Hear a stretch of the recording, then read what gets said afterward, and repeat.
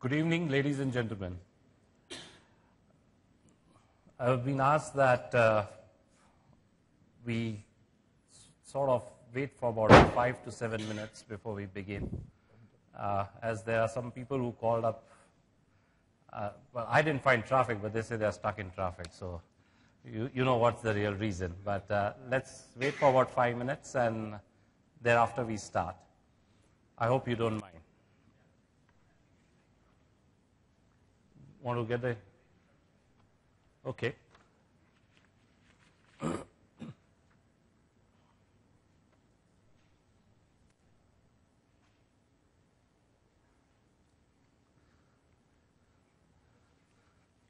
अभी बोला है 5 मिनट तो रुकते ही ठीक है ना.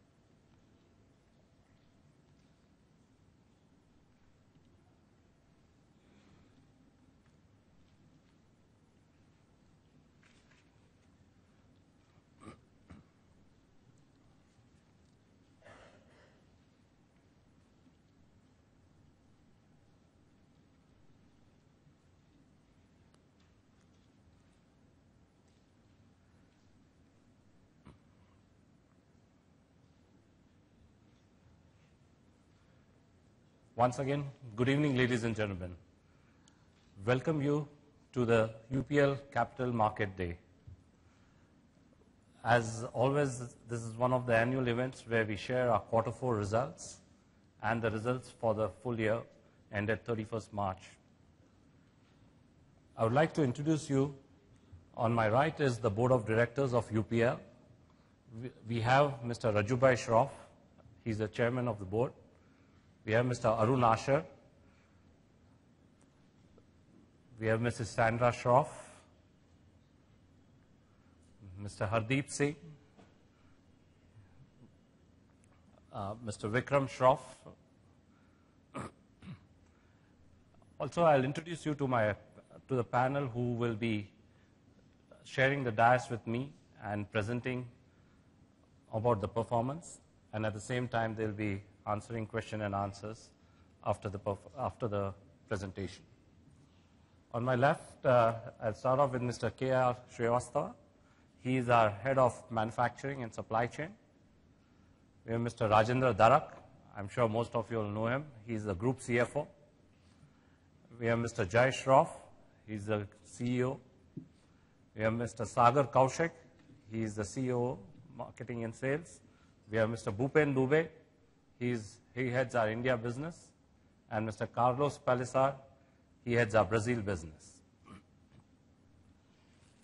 As always, we'll start off with the safe harbor statement. I'm sure I'm assuming all of you all have read through it pretty quickly.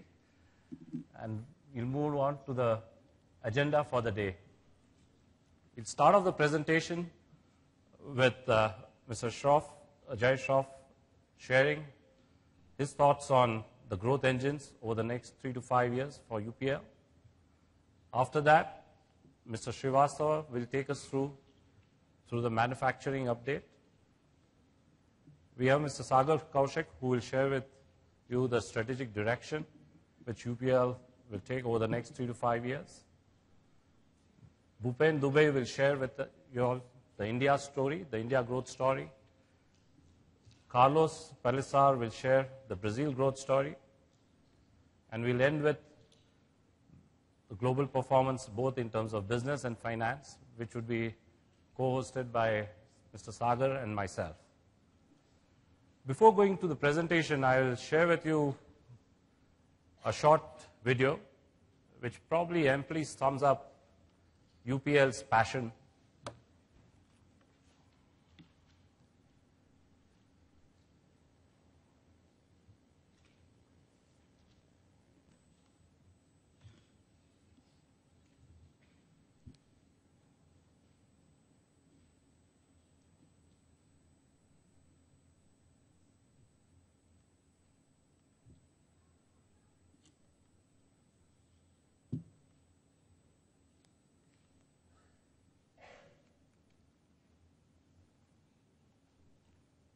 Can we dim the lights, please? Passion is a feeling, an irrational outburst. It could be about anything.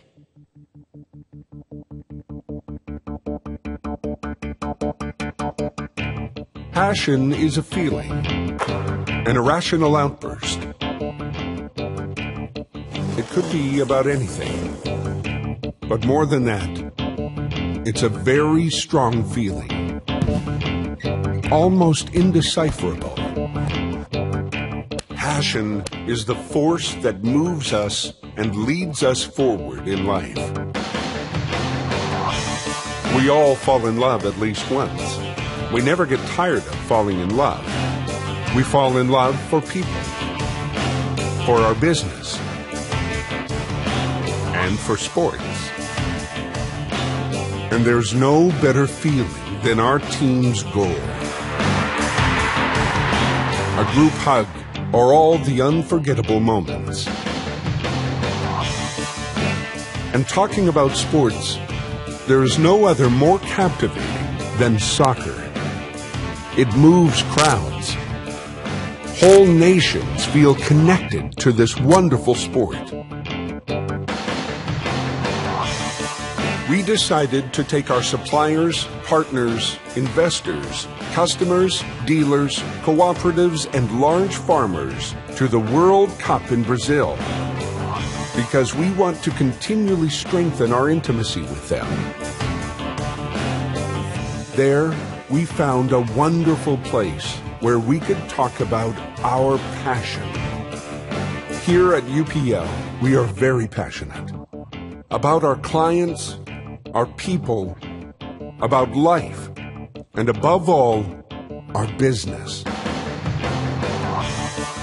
We do what we do as we do because we give body and soul to our goals.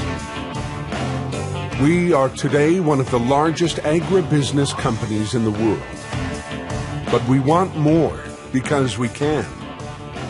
We believe that is why we will reach the goal of $4 billion in annual sales in the next 4 years.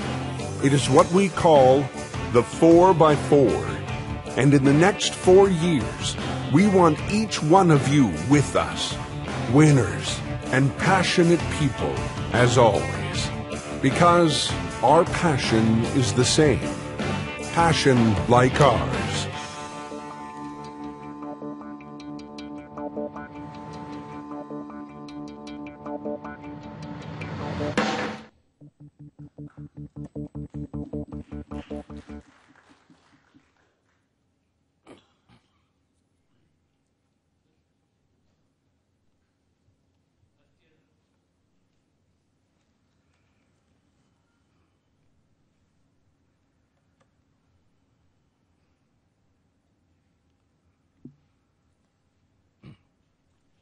Okay, so that amply expresses or shows UPL's culture or our passion towards work, besides, of course, the many other things which we are passionate about.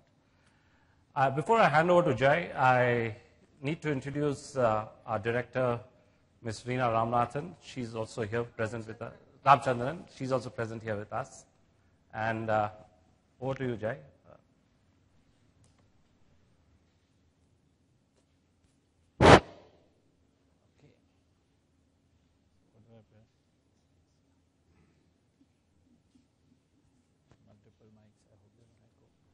So welcome everybody to this annual shareholders meeting which we have started.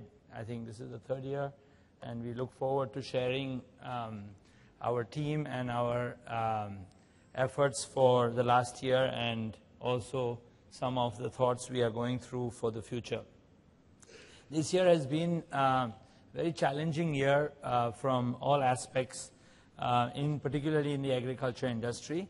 As we have seen right from the beginning of the year, we've had a collapse in commodity prices. This caused a lot of concern to the agriculture industry because soybean, corn are primary crops, and the prices were very, very soft. Then we had a collapse in oil prices, which also causes mostly positive, but also causes some concern and inventory issues for companies such as us. Then we had big fluctuation in currencies. You saw what happened to the euro and all currencies vis-a-vis the dollar.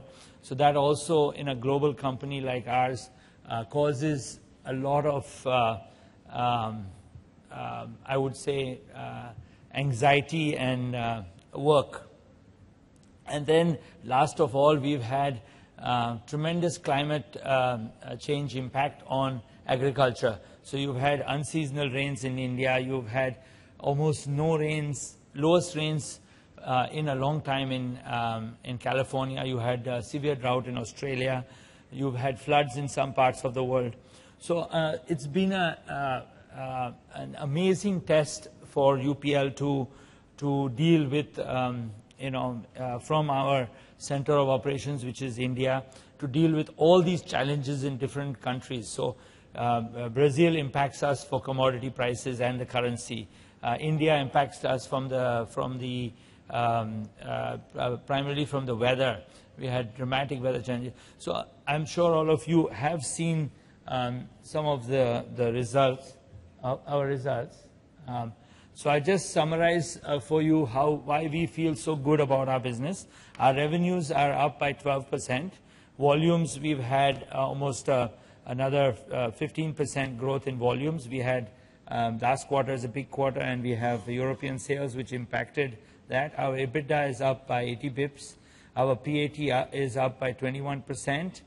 And our cash flows from operation is 1,300 crores, 1,350 crores. Our return on capital is also improved. So UPL, some of the business highlights of other than dealing with these challenges which impacted our business, we've had some structural changes which we have done. We've increased our stake in UPL Brazil to 100%. We acquired Sinagro, which is a very strategic acquisition investment for us, really from getting close to the farmers in Brazil. We sold our stake in SIPCAM, which we didn't believe was strategic for us. We have launched 2 major products in US, Satellite and Lifeline, actually globally, and we've had, the products have been doing very well, and we have consistently been short. We've launched UNICEF Gold in the field crops in Brazil for the first time.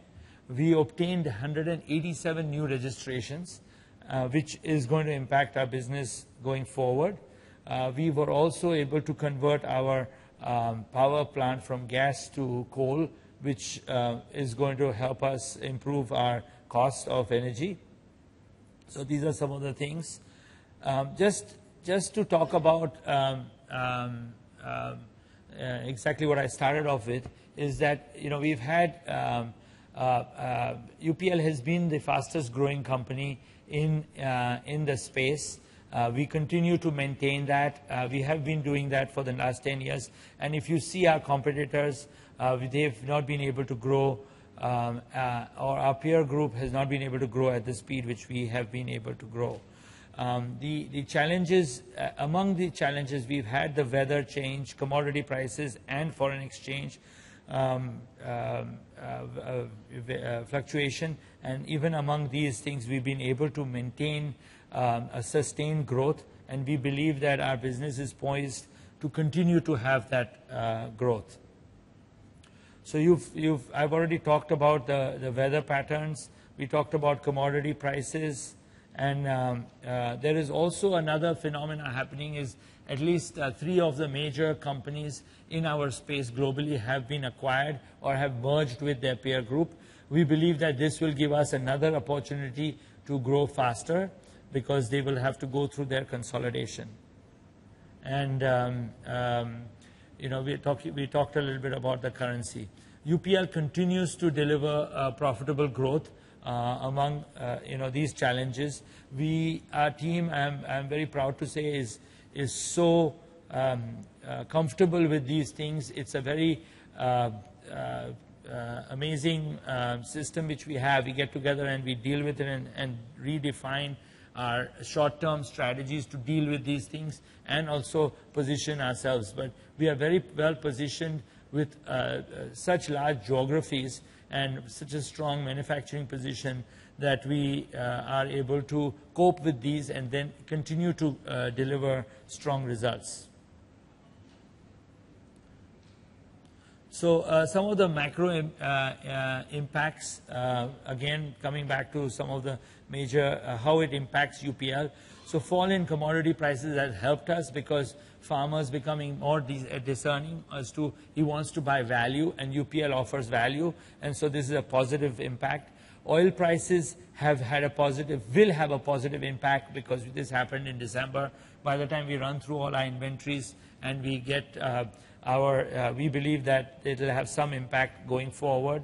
So it's a positive impact. The Chinese regulatory environment for manufacturing industry is becoming tougher. I think the government in early January announced very tough new standards for compliance, for non-compliance for companies. This also helps UPL. We have huge manufacturing assets. We invest heavily in manufacturing, and we think that this will, our return on capital on the dollar invested in manufacturing will start paying better. We've had, there is a lot of M&A happened in our industry. If you look at the valuations of some of the deals, we think our stock is very cheap. The currencies, and this will, the consolidation will create a positive impact because we believe we can gain market share while the companies are restructuring. The currencies, we have a diversified distribution. We have based in almost every important geography, and I think this also helps us. Regulatory pressures, we have a committed team of people and spending huge amounts of money on regulatory costs, and this also is helping us. Oops. So again, the growth engines for UPL over the next 3 to 4 years. We have, as I showed earlier, we have about 187 registrations, new registrations just received this year, and we think that will continue. We are investing in sustainable agriculture technologies. We are, from being a really industrial company 10 years, 15 years ago, we are really focusing on brands and focusing our interaction with the farmers. And we have an approach of focused markets. So there are about $5 billion or so of products going off patent, and we believe that these this is an addressable market for us. We are investing substantially in technology and IPR, and we have consistently been filing large number of patents, and this is also a very big strength. We are working closely with other peer group companies and technology providers to increase our portfolio and to create better products, and acquiring distribution companies like we have done with Sinagro in Brazil and other places. We are partnering to increase our market access and bring us closer and closer to the market. So UPL is investing in the new, with climate change, which is actually becoming such a big reality for everybody, and what is impacting agriculture dramatically. UPL is investing in sustainable technologies. We have developed a product called UPDT, which is UPL drought tolerant technology, which we will launch this year.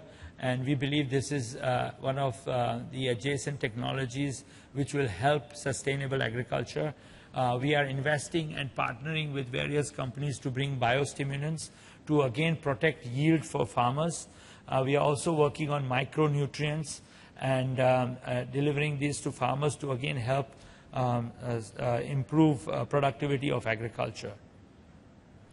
Just a quick example how UPDT works. UPDT is a biodegradable polymer which absorbs 500 times the water. It will absorb the water when it rains, and then it will release it slowly during the dry spells of the period of the crop. After a year of application, it is totally biodegrades and it disappears. But we have seen anywhere from 20 to 30% yield improvement.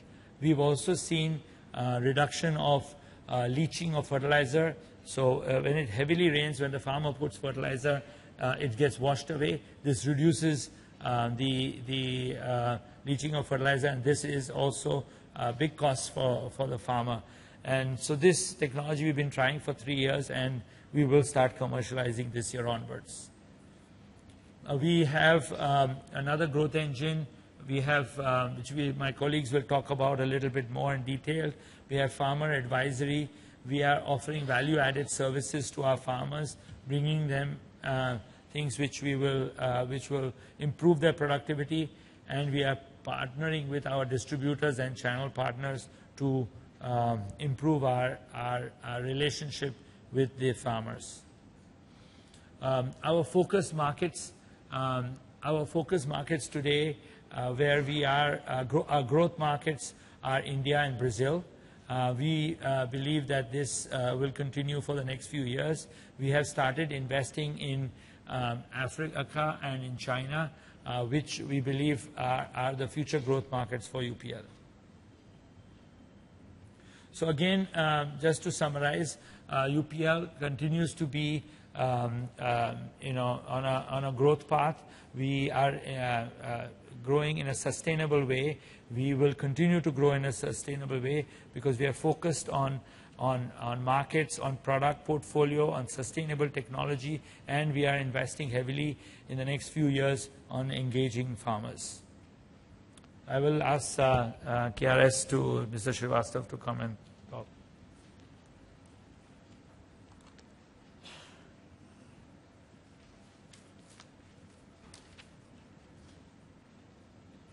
Good evening. My name is Krishna Srivastav and I take care of the global supply chain.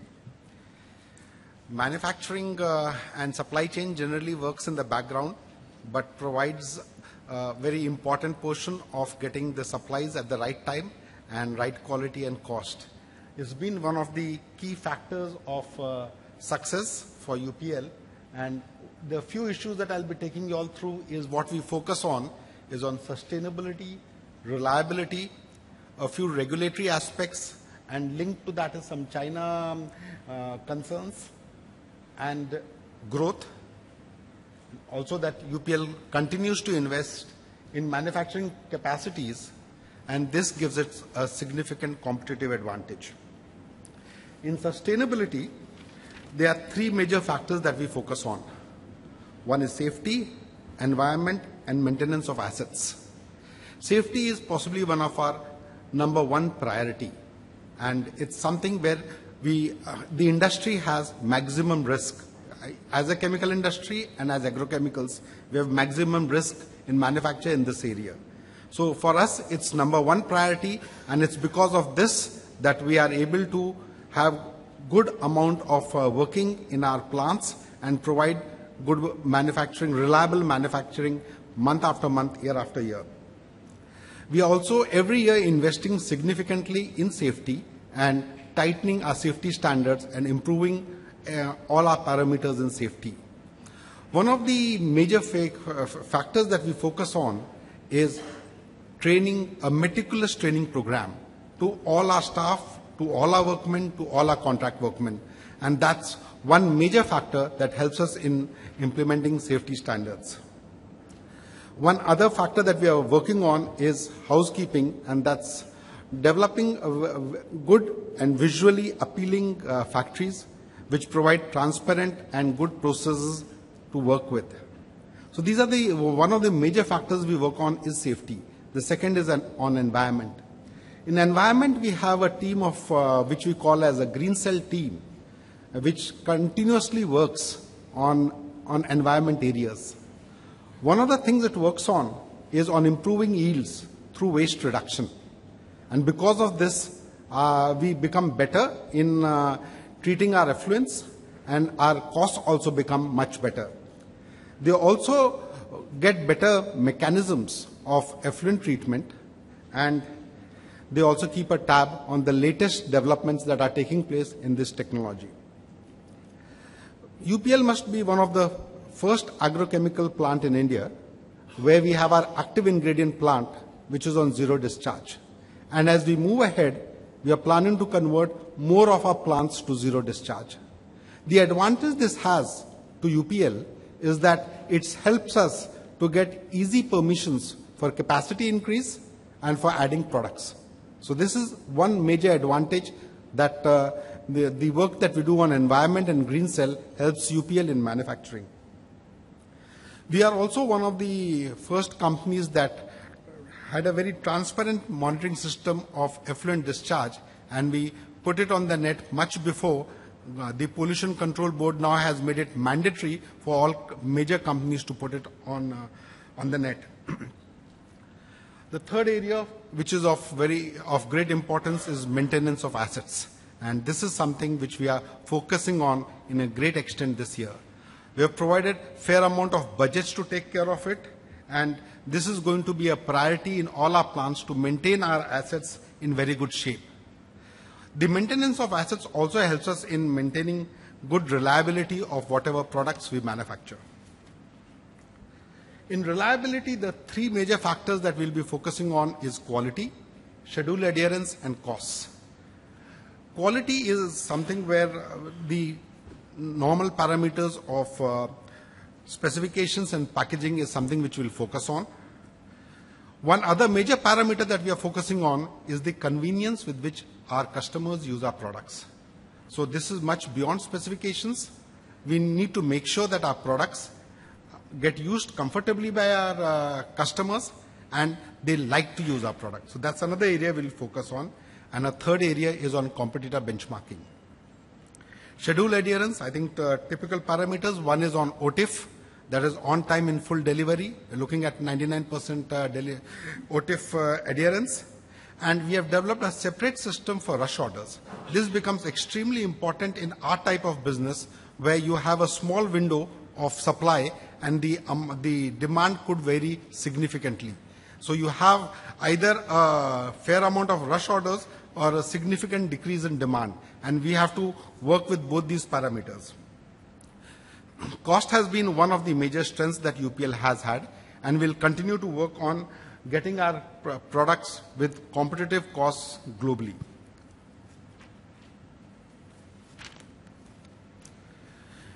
In agrochemicals, it's very important that your manufacturing source is registered in every country that you supply. This has become a more and more stricter norm, and it's very important that your manufacturing source is registered in all countries that you make your supplies. Earlier, there were many people who were having the option of buying from multiple vendors, but then now they have to register each of the vendor, and the time taken for registration could vary from 6 months to 2 years or 3 years. Because of UPL's manufacturing base, this becomes a significant strength that UPL has, that it has a strong manufacturing capacity across various geographies. So this we take as a great advantage, competitive advantage that UPL has. China has been one of the major source of supplies of chemicals, and so also in agrochemicals. But in the past 3 or 4 years, there has been major change in the trends in China. One of the factors that has caused this change is tightening of standards in environment. And because of that, many plants have had to do additional investments, and many plants in agrochemicals have had to shift their base from their existing site to a different location which the government has recommended them to shift. This has cost new investment and has increased their cost. In addition, the government in China has become more stricter on safety, so that has cost many of the manufacturing sites to spend money on safety and on environment, or many of the sites have also closed down because they were not able to do these investments. The other factor that has changed significantly in China is the labor cost. China was earlier, in terms of labor cost, very competitive, but the past few years have seen a much higher rate of increase in labor cost. Thereby, the overall cost in China of the products that it supplies has increased. And this has provided a window of opportunity for supplies from India and for UPL. The other factor from China is that because of closure of many of the plants, supplies have become unreliable. And many of the times you tie up a contract, but somewhere in between they come under pressure, and either the factory has to reduce its operations or shift the plants. Our major focus will be on growth, and we are doing a lot of investments all over for growth. The investments are in active ingredient plants and in formulations, and this we are doing almost all across the globe. We are investing in active ingredient plants in India, we are investing in formulation plants in India, we are investing in Europe, we are increasing capacity of some of our plants in Europe, and we are setting up new formulation plants in Rotterdam. We are also investing in the Americas. We are investing in Colombia, we are setting up some plants in US. So with this, we'll have a fairly diversified manufacturing base, which will be closer to market and which will give us substantial strength. These we take as our major factors that will help UPL because of its manufacturing base. Thank you, gentlemen. Sagar Kaushik.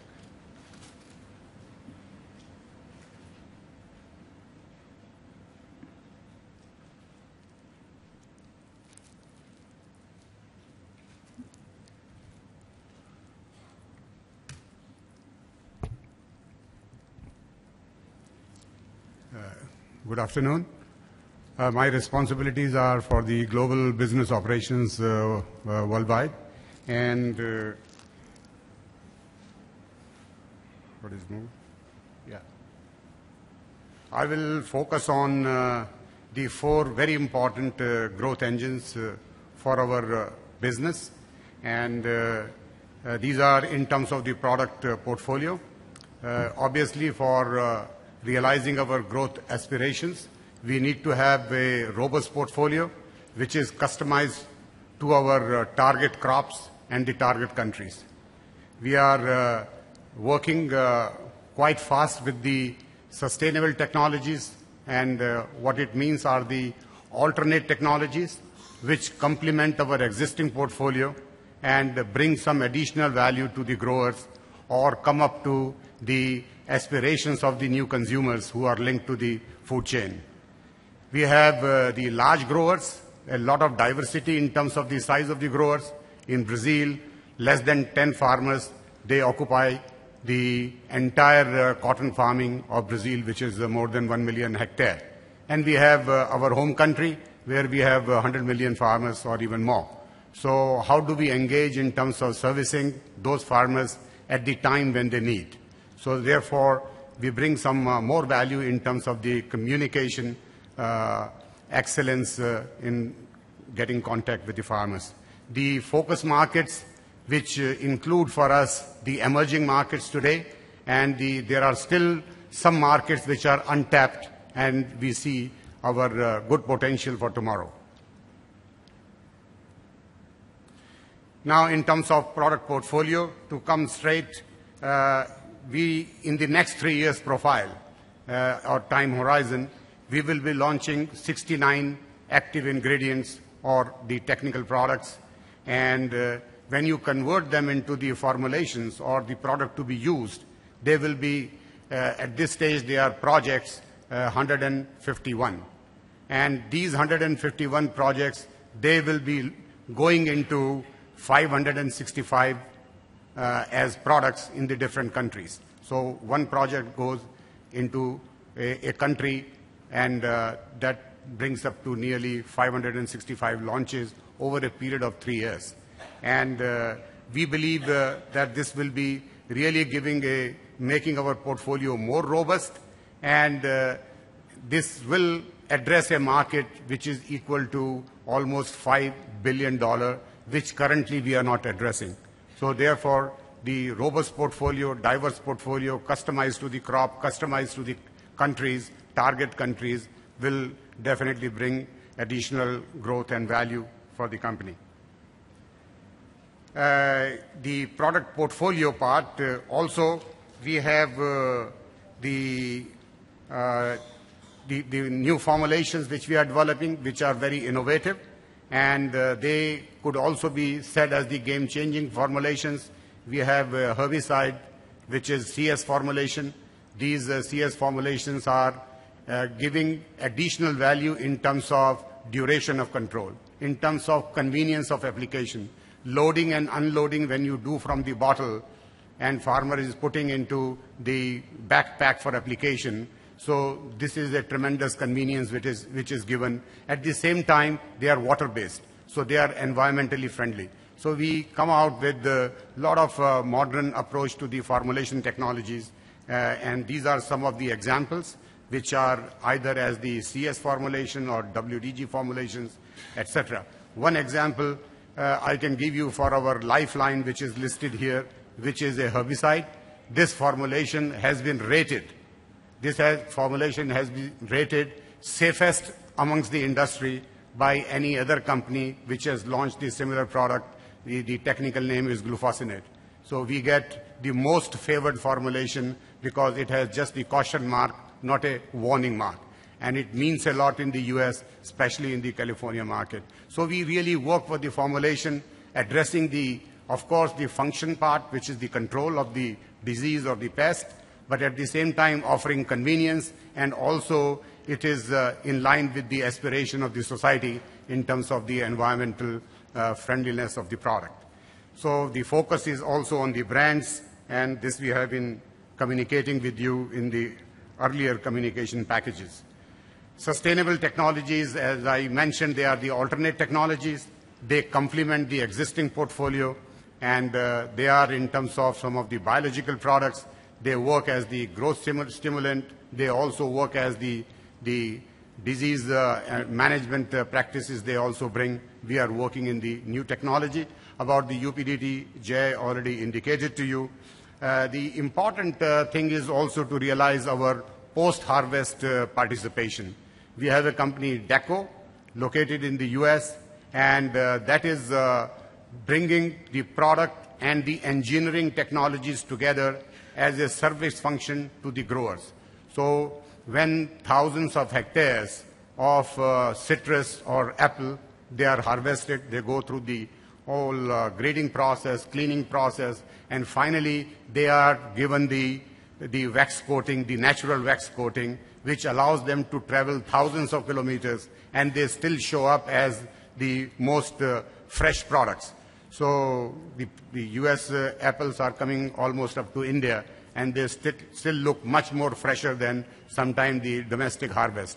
So these are the value which are really created, and the post-harvest role in the agriculture, starting from these storage technologies, which UPL is already so well known. We are the world leader in terms of the aluminum phosphide-based products, and again the service aspects. I keep we keep highlighting the service aspect because the convenience is the most important thing, which is becoming really vogue in at the farmers level or in the best farming practices. I move further to the farmers' engagement, and this engagement is again in terms of how can we use the IT technologies in engaging the small farmers. And so we have now created a base where as a digital advisory services, we could connect to the farmers on a timely basis. You will hear more from India presentation. Similarly, we have the other alternatives on one-to-one, dealing with the farmers, the problems and the solutions. Plus, we are also coming out with we have already launched a large pilot program where there is a customized application for spraying for the farmers. So farmer can have the accuracy of application because these are really the state-of-art equipments which farmers can use, and it offers the farmers to apply the right dose, and at the end of it, it is the convenience. What farmers will take about 2 days to cover 5 hectares of land, this could be covered perhaps in 1 hour time. So this is the new convenience and the technologies which UPL is bringing. The other way to connect with the farmer is to aggregate the farmers. So in Costa Rica, which is part of the Central America, we bring together the small growers of banana, and we create a practice where we also offer the aviation services, because the application of the product is very frequent every 10 days for fungicide, because this Sigatoka disease is quite, devastating disease, and our products are quite popular there. The untapped markets, which I just mentioned to you, like Africa, and the development work has already started 2 years ago, and in 26 countries, we have a people position. We are working for the easy solutions, easy products, and in the crops where we have the expertise, we will also transfer the expertise of handling the small farmers in our home market and take it into Africa. So we have this approach for Africa, and we know that these markets will evolve quite significantly in future. China market, which is almost more than $4 to $4.5 billion market, this is also in a way untapped potential market for us. We are progressively increasing our business there, the branded product business there. We are working on the registration of a good pipeline, which will evolve in the next couple of years, and parallelly defining our distribution approach to expand again in the target provinces. China is pretty large. We need to be quite focused in the most important provinces. So with that, I will like to hand it over to Bhupen Dubey, and he will like to talk about India.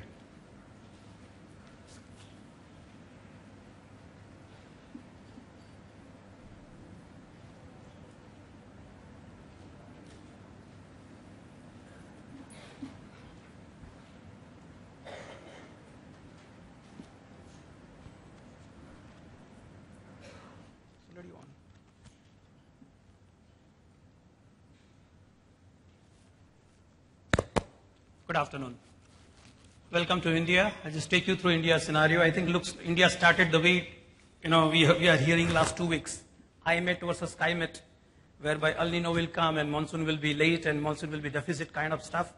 Last year also started like that, if you know that. In the background of that kind of situation, number which came out are quite satisfactory for us.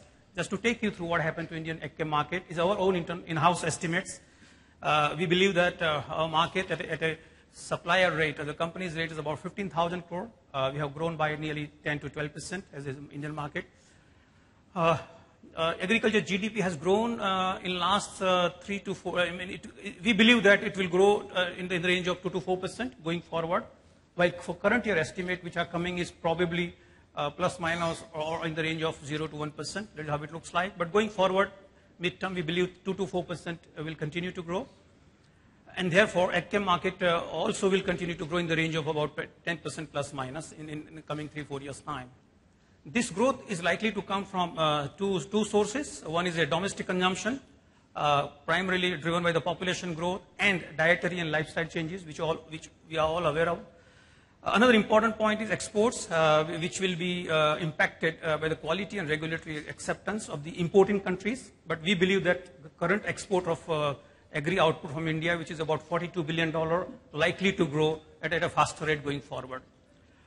Another area which will drive agrochemical consumption in India is shortage of the labor and cost of labor. Current government thrust is to increase the manufacturing sector goes fastest. This will also absorb a lot of labor from the agriculture areas, and this will put a pressure, and therefore available labor for all agriculture operations is likely to be a pain point for farmer going forward. Change in a cropping pattern. We believe the farmers are going to be connected more and more with the markets. That means there will be a swing in the sowing pattern. In many developed countries, swing takes place dramatically, like Australia. I mean, the farmers are connected with the market and they swing 40-50% growth, or decline in a given crop. India does not happen in most of the center. We believe going forward is going to change, and area under irrigation to go up as per, again, new government thrust is to increase the irrigation area, and therefore all these factors we believe in a midterm are all positive for Indian market.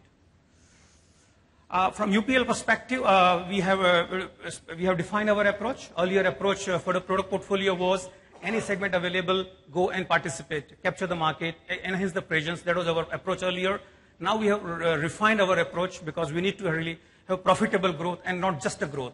So in the line of that corporate objective, we have now, earlier we used to have more than about 65, 68 products. We are cutting down the area where we don't have a competitive position and enhancing our investment in the area where we have a good position. We have defined the portfolio in 3 buckets. Power brands are which will receive disproportionate marketing investment.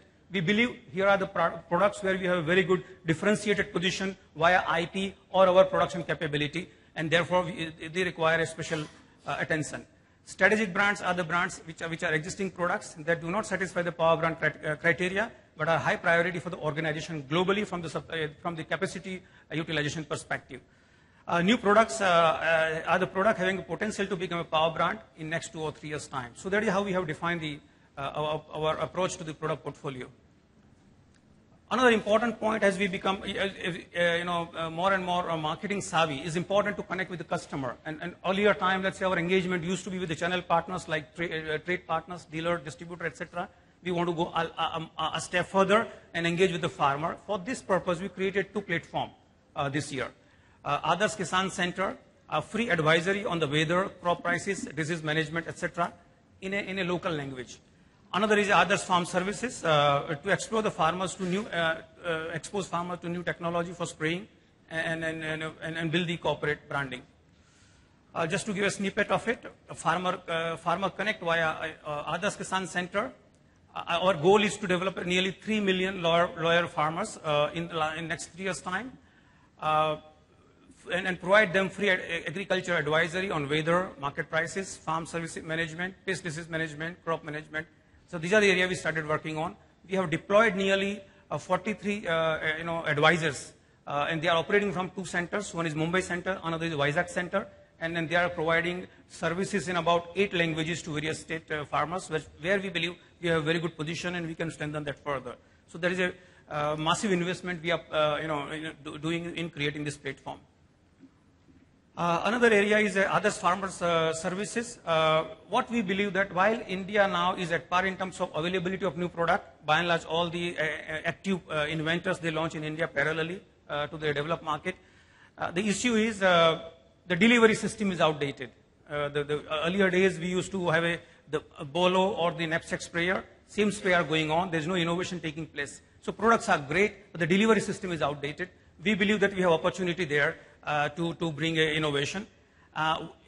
one of the reasons is that currently farmers are paying between, let's say, 10 to 30,000 rupees for a spray pump, while top of the line product, the pumps are available in between 1.5 lakh rupees to 5 lakh rupees.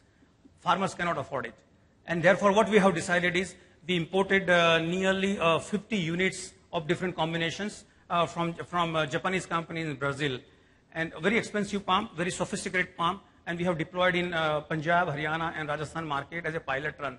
What we realized that the impact and the traction from the farmer community is very, very high. Here the farmers, they have to buy the products from UPL and then simply give the details. Our entire team will go with the equipment and then spray their field free of cost. So that kind of experimentation we are doing right now, and we believe that this is going to be a game changer in the in important markets. Skilled labor availability is going to be a problem. Here we want to recruit the spraying fleet. They will be paid very well, and they will be trained very well, but their efficiency also will be very high. Let's say a labor will cover about 2 or 3 acres in a day. With this spray pump, spraying equipment, one machine can cover about 1 acre in about 17 minutes. So the efficiency of coverage is very, very fast. Cost of labor is going to go up, and then we believe that this will also provide us an opportunity here. By deploying this kind of technology, farmers are getting scientific recommendations, accurate doses, and uniform spraying. As a result of that, performance of the same product is pursued by the farmer in much better way. Third platform which we are creating is Adarsh Kisan. Today, source of information for the farmer for the technology, especially crop protection, are as under. They either depend on the newspaper, magazine, or scientist of the university, or the representative of the company, or the dealer. They are the sources of information. But the most reliable source is progressive farmer in a given village. What we have decided is we will identify such progressive farmer who are early adopters and train them up, identify them, and then designate them as UPL Adarsh farmer. That is what we have developed a scheme. They will be inducted into our system. This farmer will be provided training by our experts on advanced crop protections and the crop production, and then they will be deployed in the villages. We will not be paying anything directly because that also skewed their credibility. But idea is just to facilitate them, provide them the mobility, provide them the recognition, etc., and kind of fleet of spokesperson we want to create, via this platform. In terms of innovations, technology is really everywhere. We believe that currently we have 3G, going forward we will have 4G and 5G. This will connect villages and the farmers much faster. It's important that we start deploying the technologies for this purpose. With the objective of inventory management and liquidation tracking, this sometimes gets a shock. When a weather changes very fast, you plan for a product A, you pump in the marketplace, and then liquidation is not going to take place. Or there is a shortage because monsoon has advanced. This kind of fluctuations takes place, and at times we depend on the manual phone call or tracking, via meeting, etc. We intend to deploy the technologies to have online tracking of inventory as well as liquidation. Providing value-added services to farmer, as I explained just now, by creating the other service centers. Improving productivity of the sales force in terms of reach and timeliness. For instance, we have provided nearly 400 tablets with a required app which remove the drudgery of a sales officers, thereby enhancing the effectiveness of the sales officer, and productivity goes up. Currently, officer has to give a phone call to our depots and ask for a lot of information, stock and availability and shortage and price and scheme, etc. Now we have deployed the tablets, and on this tablet, apps, all the detail available there. So in the morning he gets up and going for the beat plan. Then before that, he has all the required information available. He doesn't have to really bother and phone there in between. So this is what we have done this year to enhance that effectiveness. For the current year, in terms of product, we launched 2 products. Both are a differentiated product. One is a Eros, which is a UPL IP. We have a patent on this. This is a rice herbicide. Response is extremely good. Another product is Iris, is a soybean herbicide. Again, it's a synergistic mixture of 2 actives, unique for the first time in India, and response from the soya market also is very encouraging. We believe both the brands are going to add to our business going forward substantially. Thereby, our objective of increasing the market share via optimizing our product portfolio, increase farmer engagement, improve customer service availability, increase in coverage, etc., and also develop the partnership with the corporate banks and government. Here, a couple of examples I would like to give you. In a kind of scenario, every state government is developing their own agriculture plan. And for that, every state government has a district agriculture plan. We have because it's a massive database and massive understanding. We created a special team called Strategic Alliance. Their job is to go to the government, understand this entire plan, and see how we can be a part of that plan in helping government to realize their objectives. Rather than looking at a seller's perspective, here we have the product and services, and then here, this is what we can do. Rather than that, we understand the district collector or agriculture director. These are your plans. This is how our UPL team and our product and services can really help you in delivering what you are planning to deliver. So entire approach we are changing. Probably we are the unique in the industry, and many companies are trying to copy that, but we are already ahead in the game. Nearly 4 months are over, and that team is doing wonderfully well. That's it. Thank you very much.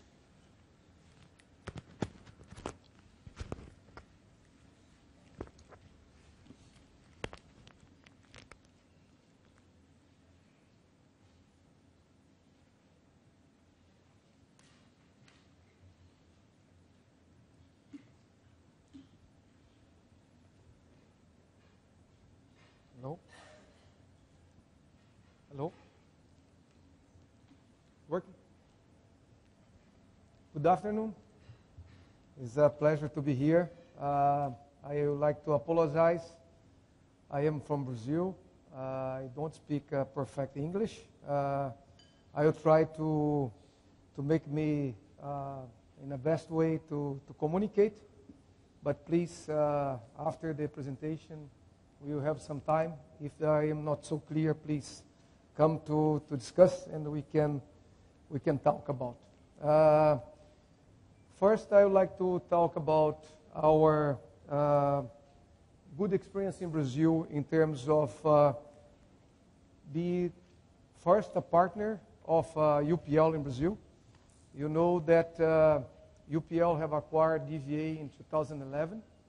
I was part of the shareholders of DVA, and this year we became 100% UPL, and have been a fantastic experience these past years, and have been an incredible learn about how UPL works, and the synergies, what we was doing, and what we learned from UPL, and I believe what we perceive as UPL have an incredible ability to capture what is the best part of the company, what have been acquired, put value on that, and add the ability of UPL in terms of organize the business, get the disciplines, organize the process of the financial area.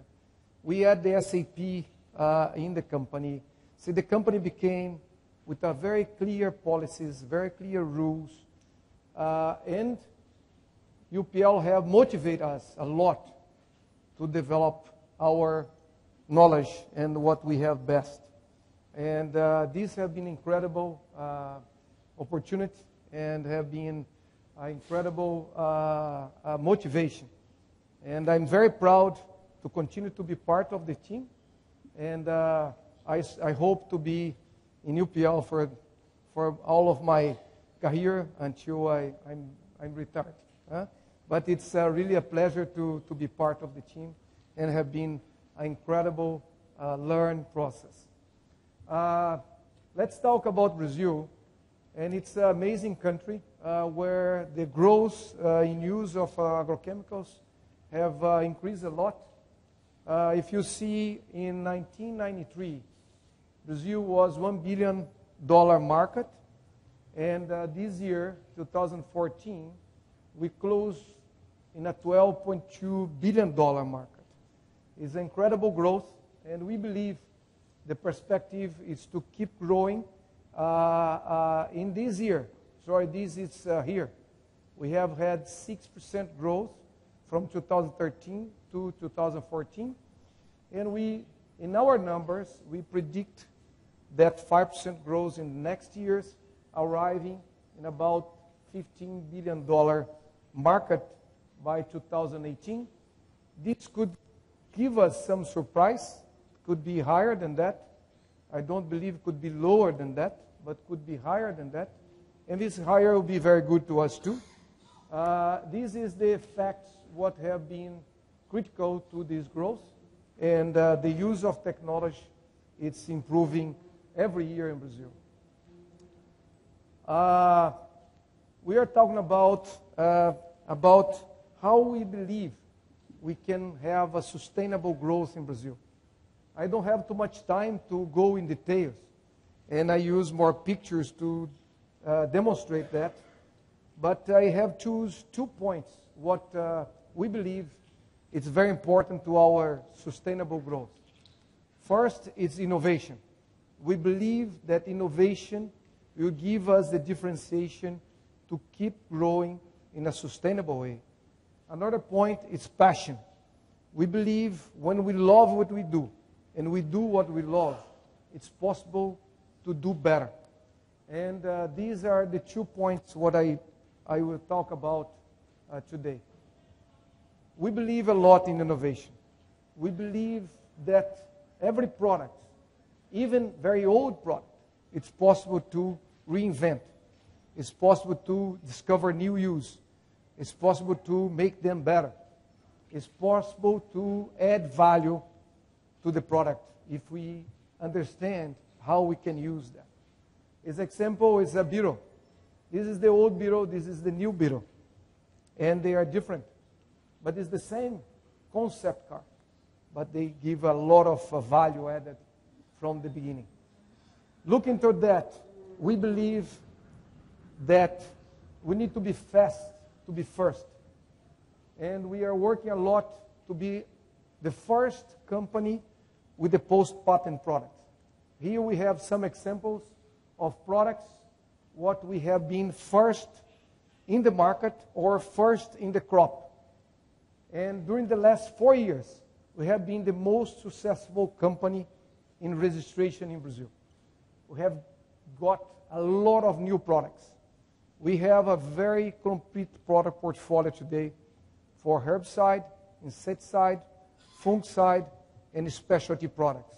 And we have a very good line on the nutrition side too.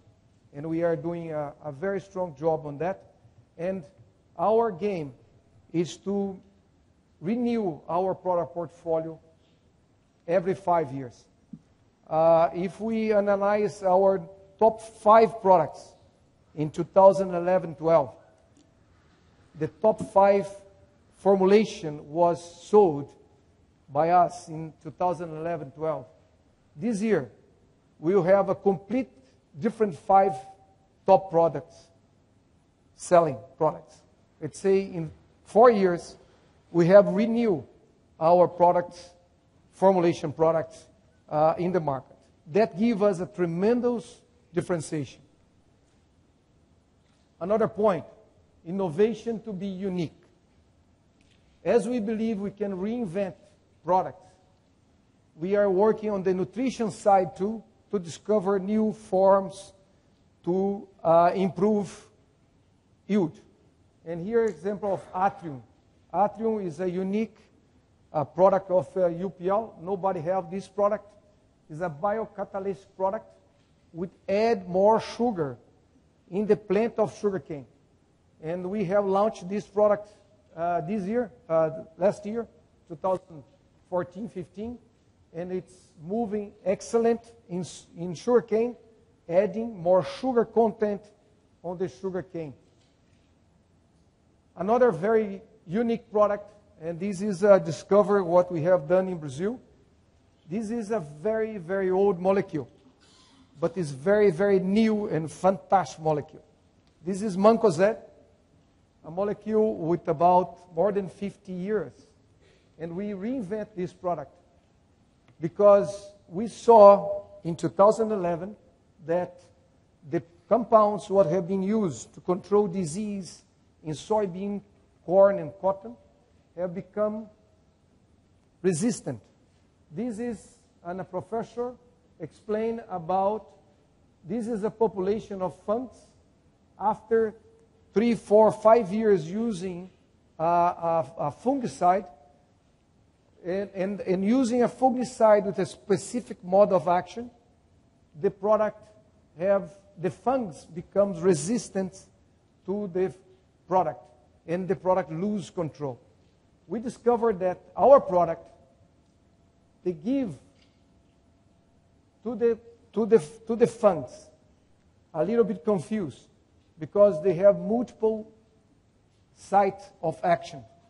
They work in a different place of the fungus. And when it's mixtures with the other products, the resistance doesn't come and the performance improves. We have gained, in average, 10% yield increase when you use our product, Uniseb Gold, in mixture with other products. It's the colors here is not clear to see. I don't know if you can see. Here is the area of we have applied our product, Uniseb Gold. Here is without Uniseb Gold. Here you have the competitor's product alone. Here the competitor's product plus our product. The effect is amazing. You can see when the soybean is maturing, in our field, it's green, and you can see the plants very healthy, and the other one, you cannot see that. And the potential market for our products, it's huge. It will be hard to carry us to deliver. Huh? Well, we can sell that because this product is really an innovation. Is really a fantastic product. And we are working to develop a lot of family products with the Uniseb brand. So we will talk about that later on. And we have innovated a lot in the way how to communicate our product. Our product opened a new segment. What names is protectants. Is products that protects the plant and protects the other products to don't have resistance. And in Brazil is a Catholic country, and in Brazil we used to ask to the gods to protect us, and ask to the angels to protect us. And then we developed a communication strategy where we use the angels to protect the farmers, to give them yield, to give them healthy to the plant, and to give peace. And we did that. We contract for the fairs, girls, beautiful girls, well-dressed, and using angels style to demonstrate that. And all of our advertised campaign is defined by this Anjo da Guarda. What is Angel of Guard? And the product have been developing now this kind of positioning. And the share of mind, what we gain with this campaign was amazing. We spent much less than our competitors in the fairs, but these girls walk inside of the fairs. And the children loves that. Comes to take pictures, the fathers come to take pictures, and as they are dressed in a very nice way, is not something what the wife doesn't like. Huh? And everybody comes to take pictures, visit our booths, and there was a very nice way to us to innovate, to don't spend too much money, but gain a lot of attention. Another innovation, what we did, it is we have innovated in the relationship. All this technology, in 2011, we didn't have the CapEx approved to develop all this idea. And then see how to do that. And then we got some of the key phytopathologists, is the professors, are the key people who would understand the fungus in a very different way. And we went to 2 of them first in 2011, and we asked them to work in our idea together, to test our idea. And he asked us if we was crazy to test a product would have more than 50 years in a use of row crops, large crops. But they accept the challenge, and we did with the 2 professors first in 2011, and the result was very good. And then the two ones help us to invite others. And today we have a very big group of phytopathologists which have helped us to develop the technology. And today the professors feel they own the idea. And they defend the idea as their ideas. And these have helped us a lot to gain fast penetration in the market. And today we have all these professors helping us to teach the key people, the key farmers, the key sales rep of the dealers, the key sales reps of the cooperatives, and have recommend our products without to us to expend too much money again. We have built up another innovation in relationship. This is a group of consultants would give consultants to the very large farmers of cotton and soybean, and they are part of this team, and they help us to develop our technology too. And we have worked a lot on the customer intimacy. We have done a lot of different events. We have taken key large farmers to Africa and spend 10 days together, myself and Jay and the key customers. We have developed the World Cup event last year, what we invite a lot of customers from the world to be in Brazil together with us. We are developing fishing programs. We have a lot of kind of programs to create customer intimacy.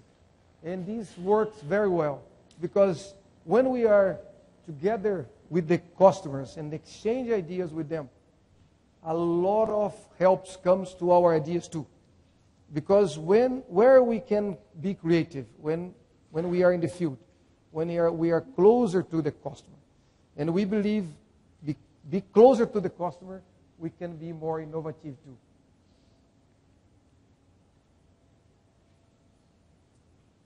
And we have been innovative in the way to develop our team.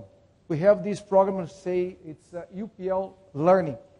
It's a digital form, what we have to make sure our employees understand very well what we want to position, what we want to explain, how we want to demonstrate to our customers our technology. We have innovate too on the way to the market access. We have today App Leader.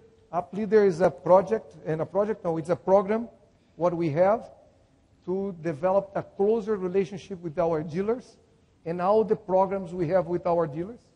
And we have another program with name is Cooper App. Is a program we have with our cooperatives to engage the cooperatives with our programs too.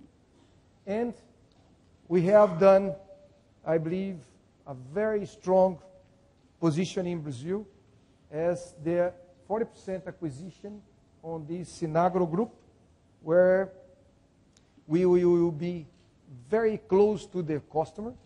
This Sinagro group have a presence in a very important area of Brazil. It's northwest of Brazil.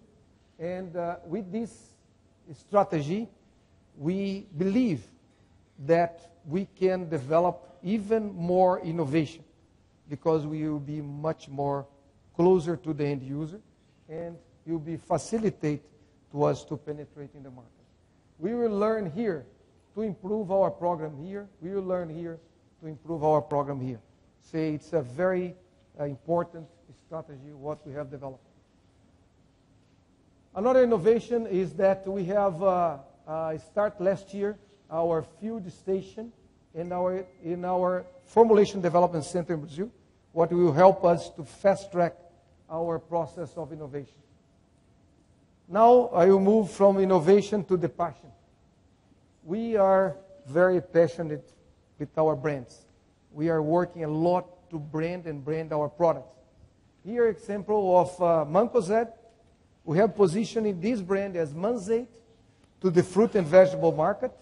And now the different mixtures of Mancozeb for fruit and vegetable markets goes with Mancozeb brand. And all the products, all the mixtures and the standalone product goes to row crops, goes to with the Unizeb brand. It's a Unizeb Gold, Uniseb Glory, all the different products to the row crops, Mancozeb base, will be Uniseb brand, and Manzate to the fruit and vegetables. These differentiations is very important, even for price position. We have different pricing for different brands, and this is helping us to capture much more value on this process. Another passion is manufacturing. As was explained, we have a lot of dedication in Brazil in our plant. We have a very nice facility there, very well organized. We can produce all different kind of liquid formulations in Brazil, and we are looking to build up new facilities there. But today we have already 3 plants, and both of all of them with ISO 9001 and ISO 14000. It's very well organized, very well, very good organized to be with the high quality products. And the most important part, our team. We have a lot of passion to our people, to our employees, and we take care a lot of them. We have 300 team members in Brazil with a lot of passion, a lot of proud to dedicate a lot of work to do the best job to our customers, to do the best relationship with our suppliers, to develop a very good ability to engage the community with our objectives. And passion like ours have been a slogan, what we use to the World Cup, but represents a lot how we do things. And we work very hard to keep doing things better. Thanks a lot.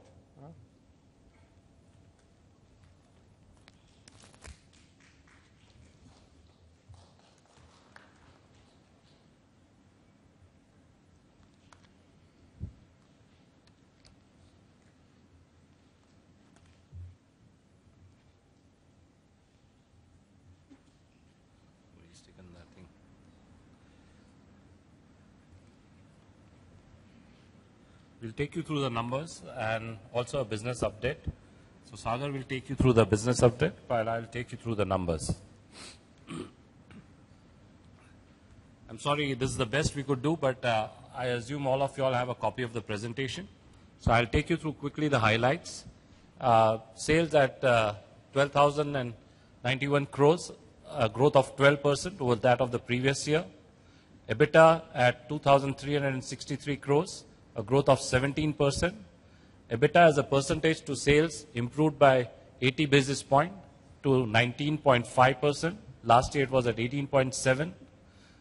Profit after tax, associate income and minority interest grew by 20% to 1,144 crores as against 949 crores last year. As a percentage to sales, it's at 9.5%. Last year it was 8.8%.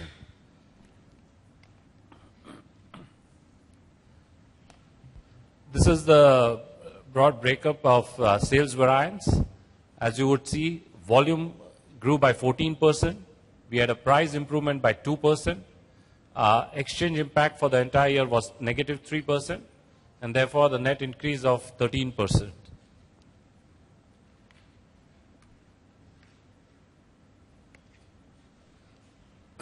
This is for the quarter.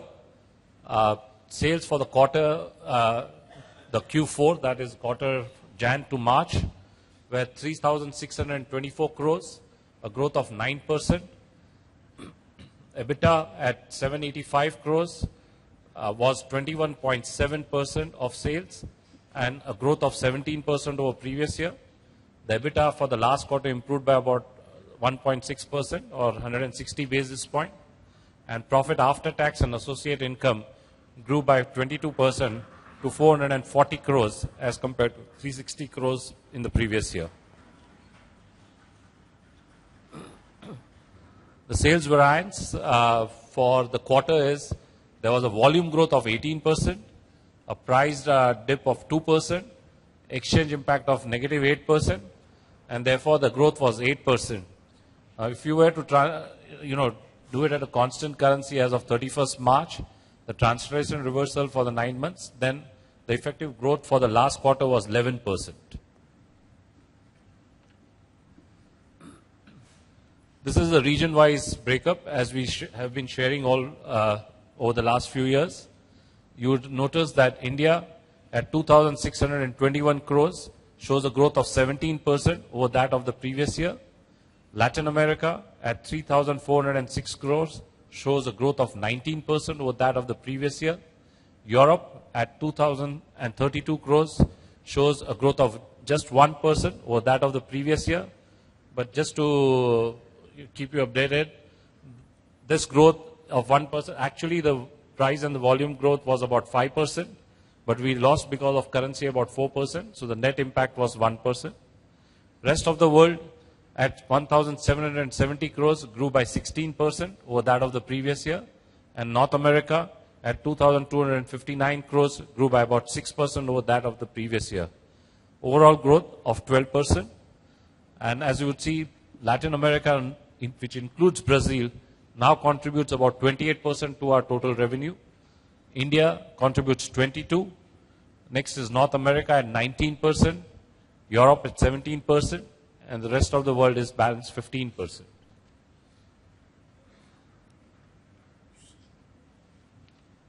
Sorry. I'll hand over to Sagar to take. It's okay. So I'll make some comments for our important geographies. India, you already heard from Bhupen Dubey. However, I think India, we have done 17% growth, which we believe that compared to the industry is a good performance, though we had some challenges pertaining to the dry situation and not the favorable monsoons, and also the unseasonal rains, which has affected the Rabi crops. And of our new products which have been launched, they made really good progress, good acceptance, and our continuity of the branded portfolio that really gives a lot of advantages in the developing of the business. Latin America, UNICEF Gold created a new history, and it has become quite a utility brand for the Brazilian farmers, and I'm sure that it will play much important role in future. And then we have good business in Mexico with our new products, and the situation for the market in Brazil was not easy, mainly due to the unfavorable weather and the declining commodities. Actually, all commodities prices have come down to the lower level, and most of you, the analysts, are aware that the stock levels are of the food grains at the global level end of December are almost 25% of the total production. Normally it should be 15%. So Brazil being really the food factory for the world, of course you will see the impact there. But I think we could achieve good performance because of especially the UNICEF Gold and some other new products. Latin America, just next door to Brazil, the performance has been impacted because of the economic challenges there in Argentina, and it's very difficult to get the import license so easily just because the enough foreign exchange not there. But luckily for UPL, we have 2 manufacturing units there, and we get certain advantage, but it is still not enough to import the product for to service our full demand. Europe, we had the early spring, and also the weather was quite favorable for the fungicide business, so that allowed us to do good business. We also have been able to position our inorganic products like copper-based or the sulfur-based products, which are linked to the organic farming, and so we are very well positioned there in some of the target countries like Italy, Spain and France, where the organic farming hectarage is increasing. So our products are linked to the food chain quite well there. There are other areas which affected Europe is because of the embargo, export embargo from Europe to Russia. So a lot of agricultural goods couldn't be exported, which brought down the prices in Europe. So that has been the challenge for Europe. And of course, the business situation in Russia and also Ukraine has not been quite favorable due to the trading restriction which happened due to the obvious challenges there in that region. ROW is 16% growth, and we have excellent recovery in some countries of the business, actually good growth in Philippines, which is focused on banana. Indonesia with our new products on rice also make a very good impact there and acceptance of our product. We have the new herbicide which received very good acceptance, a very high quality product, and it has started to move well in Asia in certain countries. We will get more registrations in the other countries for further expansion. There was slowdown in the Australia business due to the dry weather, but the business recovered at the end of the year or in the last quarter, so which helped in the improvement of the Australia business as well. The business in Africa and Middle East, we have been receiving now registration quite frequently, which allows us more market access and organizing our business well for future. Some countries which are very important for our selected business segments like rice. Perhaps you are aware we have the 100% subsidiary which is RiceCo, very much focused on rice. And for RiceCo, Thailand is a very important country. And again here, because of the restrictions in the new registration procedures they want to change in the country, so that is blocking the whole industry to bring the new products or even re-register the existing products. And Vietnam is following the Thailand registration policy, so they are just waiting for each other, and that is the stalemate the whole industry is facing there. North America, very important market for us. For the year we are reviewing, we had the industry had the challenges of reduction in the soya and especially rice crop, very important for our RiceCo, which is located in the US. So it impacted business for us. And though there was some reduction in corn, some increase in soya, rice and groundnut. The new product launched, herbicide Lifeline and Satellite. These herbicides have created a lot of acceptance by our distributors and eventually the growers. These are the new segments. These are the segments which are very helping the growers in terms of the resistance management, and the resistance management is increasing against the famous product glyphosate, and we believe that there is a lot of growth opportunity for this segment where our these products can play a very important role. So we have certain horticulture area. We are quite strong in the western part of US.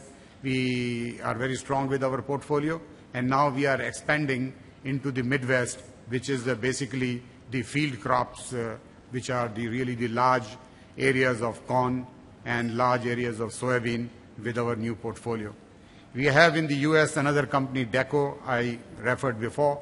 They have done extremely well as far as this the year we are reviewing, and they are above their budget, what they had planned, and they continue to be one of the leading company in the post-harvest segment in the US, in the southern Europe, in Israel, in South Africa, and a growing trend in the markets of Asia, including India, and also South of America.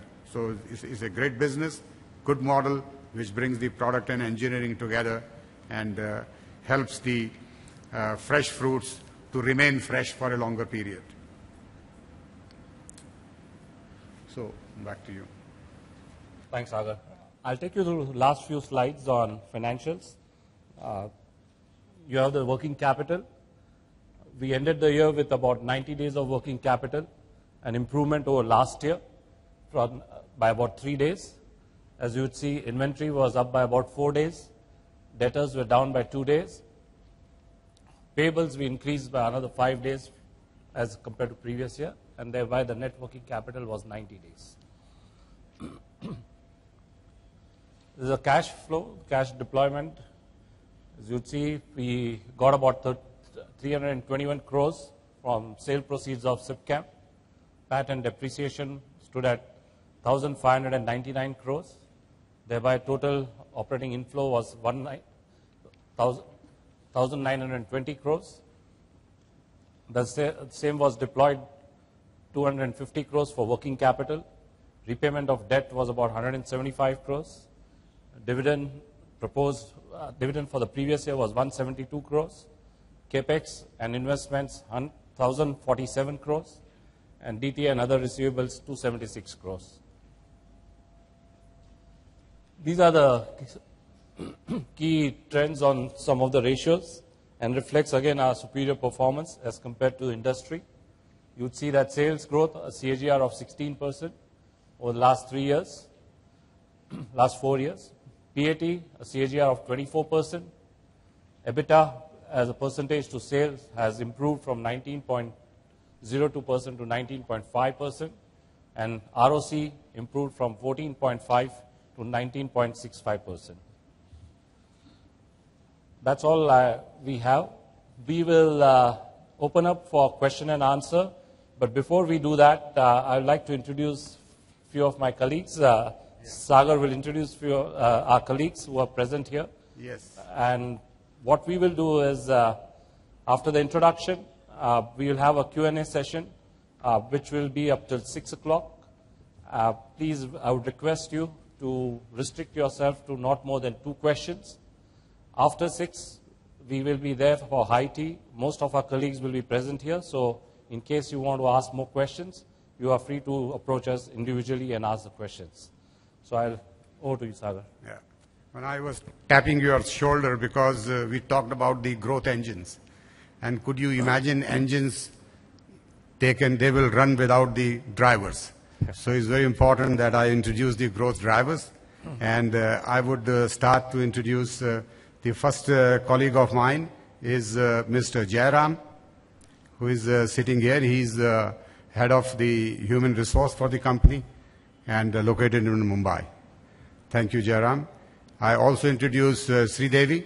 She's from the leadership circle also for the management, focusing on the talent development on the global basis. In the same table across is Chandar, who is based in Sydney, focusing on Asia market. He's the regional head. And then we have Ashwini sitting next, is the head of our intellectual properties. Behind her is Farooq Hillu. Some of you already know him. He is the global sales director. Behind him is Ajit, whom we have invited to join our head office team as the global marketing director. In his formal role till yesterday or recently, he has been the regional head for Europe. Next to Ajit is our friend Jim Hines. Jim Hines is the CEO of Riceco. I kept on mentioning the name, but you can also see Jim. He's a famous man in the US. So next to him is Philip. Philip is regional head for Latin America. That covers from Argentina going up to Mexico, Central America, South Cone. So a very large geography Philip is covering. Africa, I mentioned about the untapped potential, is headed by Vinay Chiba. So, and behind Vinay is our Mr. Noda-san. Noda-san is our president of our Japan business, located in Tokyo. We have other colleagues here. On the left-hand side of mine is Jean-Yves. He's the global head of manufacturing. And we have Rohit Kumar, head of legal, and all the big projects and all KRS introduced is Raj Tiwari. Mr. Potle for manufacturing, head of manufacturing in India, and the head of R&D, all the new formulation, new product synthesis, Mr. Paresh Talati. Shanbag is running our agro-technical business, and Sachin is our strategy guy who speaks less but writes more. Then we have our Chief Information Officer, Balaji, and our advisor, our mentor is Mohan Madhav Mohan. With that, I think I covered. I'm sorry if we have Vincente sitting there who heads our US business.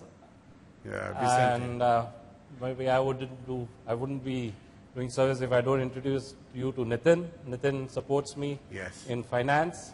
And where is Ashish? I don't see Ashish around. There, he's behind. He's the chief of today's function, so he's right there. So that's it for the day. We will start off with a Q&A. I'm happy to take all the questions.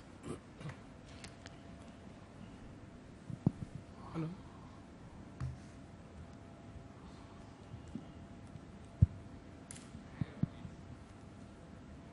Hi. Hi. So, thanks for having us here, and congratulations to the entire UPL team for a great set of numbers and a consistent performance yet another year. I think my question is more macro.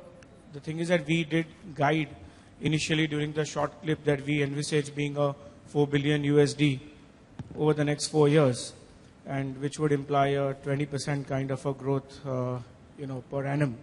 So, what is the thought in terms of organic versus inorganic within this growth trajectory that you have laid out? If you can give some brief color on how you intend to take this forward. Thanks. That's an internal corporate film for our team. But of course, our goal is in a tough year like this, if you are able to grow organically at volume growth of 14-15%, we believe in a good year we should be able to deliver better growth. So our business plans are always organic. We don't budget for any acquisitions in our business. If something comes at the right value, we will look at it. So I think the markets are growing. I think in a market where there is so much volatility, we are positioning our business to continue to grow. And if you got a slight sense of how much activities are going on in the organization, you can get a sense of the ability of our team to deliver. Okay. Just extension of that question, since we are looking at predominantly organic growth going ahead, what is the kind of investments that you expect to be incurring over the next few years in terms of capital expenditure?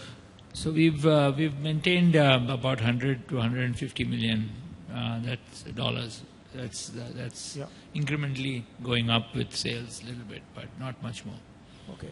So coming to the last point, in case if we are looking at close to $100 million odd capex per annum, and if I look at the next 4 years broadly, if I just do the math, it looks like, even after working capital and after capital expenditure, we will be generating substantially large amount of cash on an aggregate basis over the next 4 years. So what are your thoughts on, incrementally, returning that money to the shareholders in terms of higher payouts or buybacks? Because that's clearly the way. If you just lay down the math, it clearly shows quite a huge amount of cash generation that you will be throwing up in the next 3 to 4 years. So, I mean, we are running our business to generate cash. I think when we did our first buyback, we had some backlash. But I think we are quite comfortable that, we will find ways to reward the shareholders. Thanks. Jitin bhai sitting in the first row is make sure. Hello? Hello. Yeah. My name is Prakash Bua. Can I know the international ranking of UPL after next 3 years, and what is it today in terms of this pesticide and agrochemical business at international level? Thank you. Ranking. In terms of sales, in terms of products or brands, overall ranking, where exactly we stand? And after 3 years, where we'll stand? Yes. Just a very vague picture. Well, I think as far as today's position is concerned, we are amongst the top 10 or 11 companies, including all the different companies like the big multinationals, etc. So that's our current ranking. Now, you're asking for the next 3 to 4 years' time. Well, I think we would improve our rank, but it's difficult for me to say at what level, because so much of consolidation and so many other activities take place. So I really can't pinpoint a right rank, but I think we should improve our position. Thank you. So just wanted to get a sense of this Brazil between 2002 to 2007 market grew almost 3 times, and then obviously... Louder, please. Make it louder, please. Yes. Can you hear me, sir? Yeah. Okay. Just wanted to get a sense of couple of things. In Brazil, the market between 2002 to 2013 has grown almost 4 to 5 times. What led to this kind of a growth? Do you think that similar story can play out here? And the second thing is that one of the things you mentioned that in a bad year you did 15% volume growth. So should we assume if next 2-3 years are bad, we hope that they are not, but this kind of volume growth is still achievable? So I think, you're talking about UPL volumes in Brazil, or you're talking about market size? First part is the Brazil market. Second part is UPL volume growth. So I will pass the first, I'll answer the second question and then pass it to Carlos. He can be more. Yeah, I think, we work very hard, so we should continue to grow at a good rate. But, the market is a market and there are always challenges. So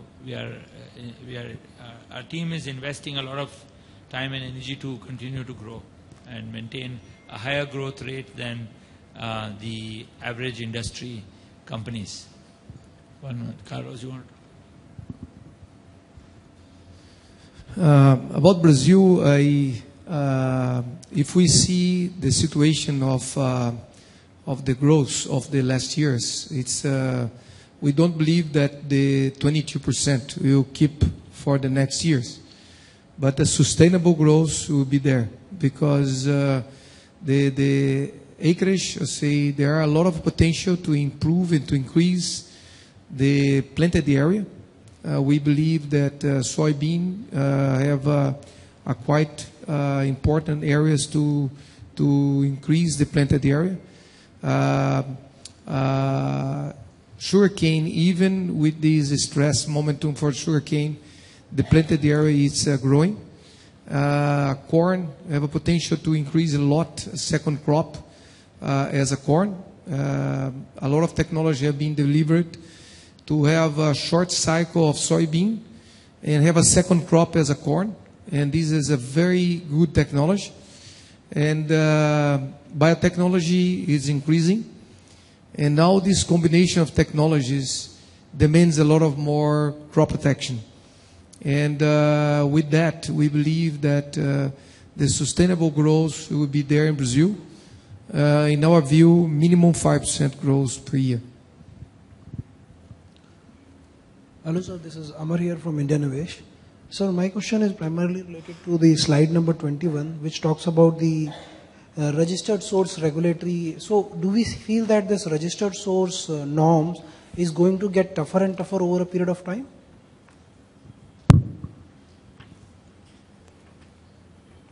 Yeah. Well, I think this the general consensus in the industry, the organized part of the industry, and that's going to be really the trend. The compliance is becoming really strict in the destination countries, so they are driving it. So I think the whole industry needs to be aware and prepare themselves. So that's very important. So is this a challenge for people who were not having their manufacturing base? I mean, there are players like, Well, answer is yes. Okay, sir. And secondly, sir, about the 69 new technical launches which we talked about, can we just add a bit more clarity on that? What could be the kind of technicals will be and the kind of things which we are focusing on. Yeah. Well, I can only tell you this consists of herbicide, insecticide, fungicide to address a country, the target country we have in the mind. If you are talking about African country, we position accordingly and or target the crop. So we have the existing portfolio, so we can use that portfolio, and you are aware of our existing portfolio. We often talk about, and so we prepare the formulations from those AIs or some new AIs, and then further define the target countries to get them registered and launch the product. Okay, thank you, sir. Thank you. Yeah. Hi, sir. Just a couple of questions from my end. Firstly, on the guidance for fiscal 16, if you could clarify, I mean, what's the outlook for on revenues, EBITDA, and net working capital? We are retaining our guidance for the same as the last year. That we will have a revenue growth of anywhere between 12 to 15%. In terms of EBITDA, we would improve our EBITDA by about 60 to 100 basis points. Working capital, we maintain that we will remain between 90 to 105 days.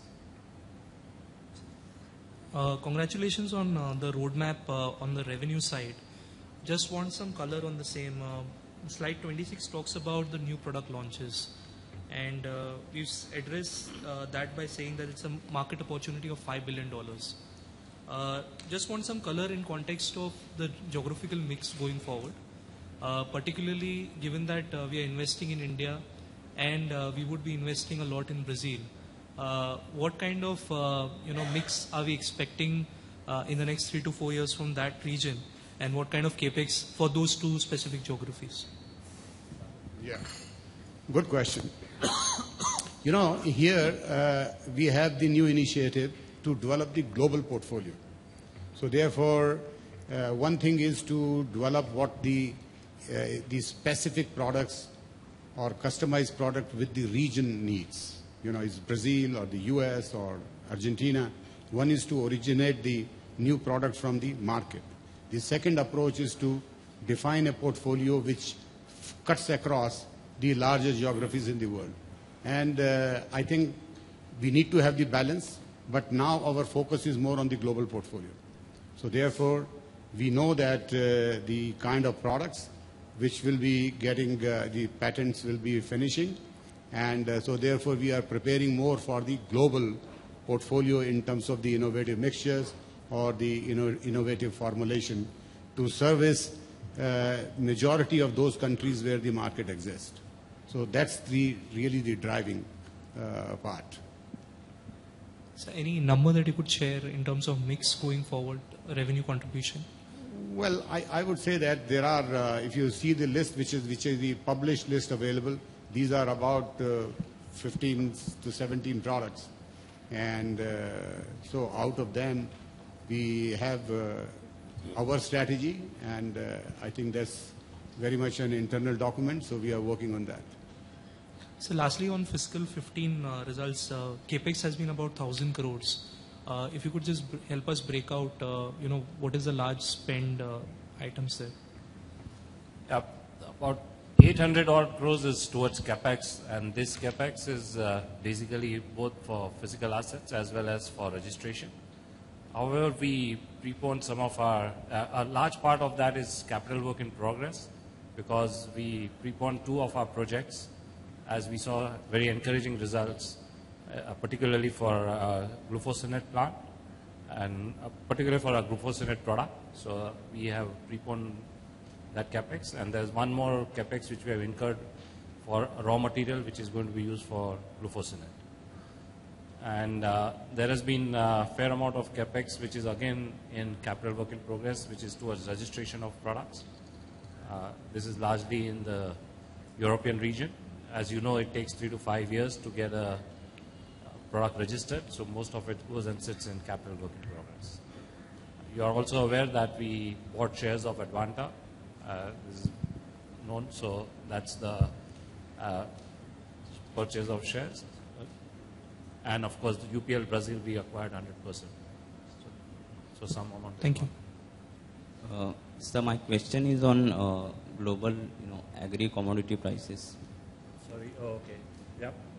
Yeah, we have already seen some period where the prices have been low globally. So, what's the outlook? I mean, are we really into an extended kind of down cycle, or do you see some structural shifts happening in terms of, and can you talk about it for, say, few of the top crops which are important for us? Global, I mean, geography-wise. Yes, I think, from the macroeconomics point of view, I think you all maybe are using it. It is just the commodity stocks at the end of the year. If it is closer to 15% of the total production, then we think that the commodity prices will show up an upward trend. These prices would improve. But this is not the situation as far as the end December 2014 is concerned. So we have close to 25% of the total inventories. So therefore, for the year 15, we believe the data which I have studied is that the commodity prices will remain, the downtrend will remain, which is already quite low. And so that is the basis. But towards the end, for one or the other commodity, things could improve based on the performance of the production in the large countries like India, China, and Australia, etc. So now, in terms of opportunities, yes, there are cash crops. In many countries, the fruits and vegetables, the total value of the fruits and vegetable production has significantly gone up. If we talk about our own country, I think in terms of tonnage, fruits and vegetables, they are already 25-30% higher than the staple fruits, the food like our wheat, rice, or corn, etc. So there are cash crops which are becoming really very prominent, and farmers are investing into those crops. Horticulture crops also abroad, they are becoming very important. And some markets like the US, we are very prominently present in those crops. Talk about Turkey, we are extremely very well positioned there. Also in the southern part of Europe, where the horticulture crops are important. I mean, we have good presence in the high value crops. And then high value crops actually are not that much impacted because of the commodity for the obvious reason. So I think there is some compensation, and we are well positioned to address those opportunities. Thanks for the answer. And just one more thing, sir, on our forex policy, what policy do we adopt for various regions that we are operating in? Well, on the forex policy, we have always maintained that we keep ourselves fully hedged. We don't keep any open positions, but we always look at what are the gross inflows and outflows for each of the currency. And the net position, if there is an open position, then we go and take a plain vanilla forward. So we remain hedged by far in most cases. Sometimes due to timing mismatch, we may have a slight open position, but generally we remain fully hedged. So this hedge would be typically, for what kind of time cover in the futures? It would be a short-term hedge.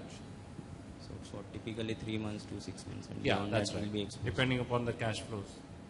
Okay. So any specific reason why in Europe, we had, is it because of the obvious thing that euro depreciation that we have seen? I'm sorry, can you repeat? In the Europe, is there any specific reason? I mean, had we hedged it completely, or is it because of too sharp a fall, given that the way euro has gone? As I think we don't take in forward. We don't sell like other companies. We don't sell our revenues in forward. We do a hedge only after we do a transaction. And as you rightly said, in Europe, the currency fall which happened in a matter of last 60 days or 90 days. Yeah. And obviously the revenues when we book, and if we feel there is an open exposure, after that we would do it. So we would never sell in advance. Next year we have a 200 million euro sale, and let's take a position and sell it today.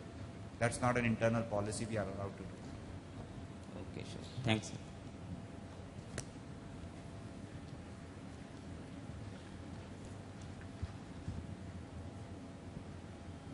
Sir, in your presentation, you said Africa and China are your emerging markets. China, you see your product potential of 5 billion, and at the same time, agrochem and chemical industry in China is facing huge environmental problems, leading to many a industry being closed. When, by what time we can see our business in China contributing about 20% of our total revenues?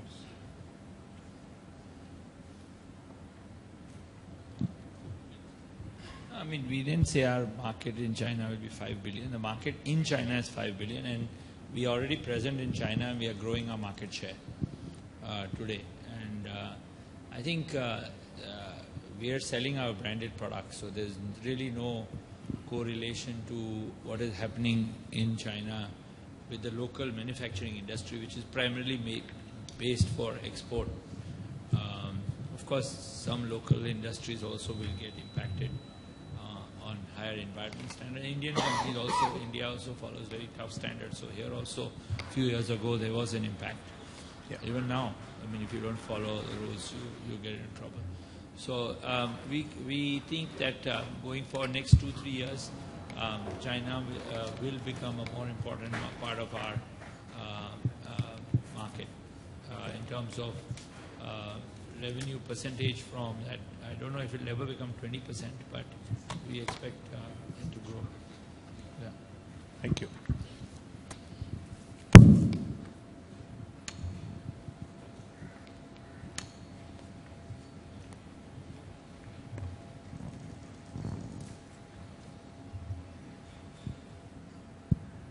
Hi, thanks for the opportunity. Just one question. Of the EBITDA margin expansion that we expect to continue, how much we expect from the gross margin and how much from the operating leverage? Some perspective given any geographical mix change.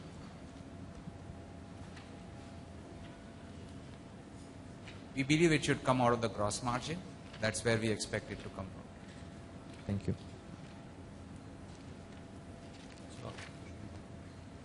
Sir, closing gross debt and net debt for FY15?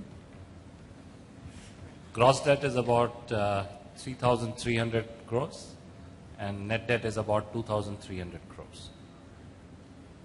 Also, sir, in the cash deployment, there is the segment DTA other receivables, which is 276 crores. What's that exactly?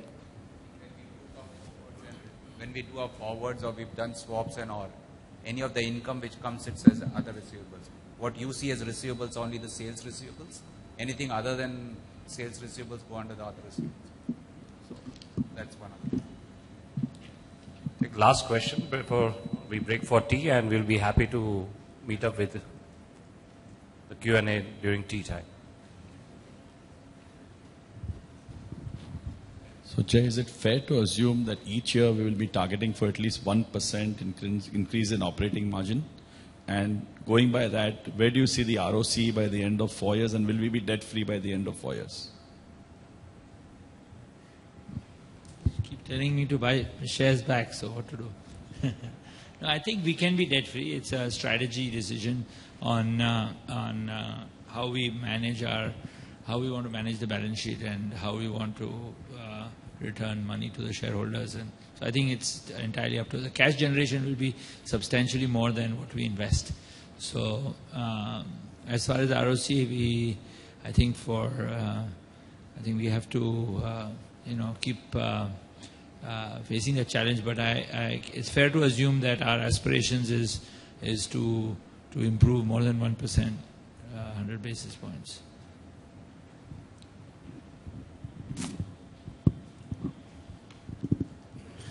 Thank you very much, ladies and gentlemen. Do join us for tea.